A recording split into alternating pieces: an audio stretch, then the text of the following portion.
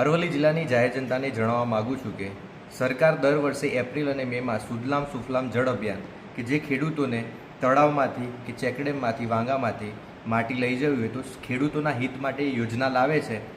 આ વર્ષે એપ્રિલમાં અને મેમાં 31 તારીખ ડેડલાઇન છે, પણ સ્થાનિક સ્વરાજ્યની ચૂંટણીના કારણે 30 એપ્રિલ સુધી કોઈ ખેડૂતને કામ કરવા માટે ઓર્ડર આપી શક્યા નહીં।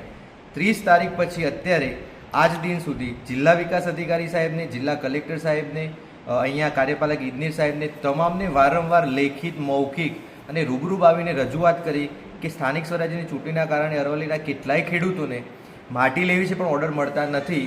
તો એ બાબતે વારંવાર રજૂઆત કર્યા છતાં પણ આજે પણ ખેડૂતો જિલ્લા પંચાયત સિંચાઈની કચેરીમાં ધક્કા ખાઈ રહ્યા છે। અને આજે 2 ખેડૂતો અહીંયા ઓર્ડર માટે આવ્યા ત્યારે એક અધિકારી એવું કહે છે કે અમારે પદાધિકારીઓને સાચવવાના છે।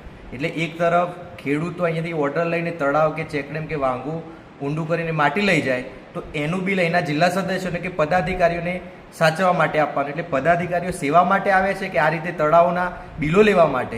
એટલે ખરેખર આ વહીવટી તંત્ર ઉપર આ સૌથી પ્રશ્નાર્થ ચિહ્ન છે કે આ સરકારના હેતુને સફળ કરવામાં આમનો કોઈ ઈરાદો નથી। આમનો ભ્રષ્ટાચાર કરવામાં રસ છે, ખેડૂતોને ધક્કા ખવડાવવામાં રસ છે।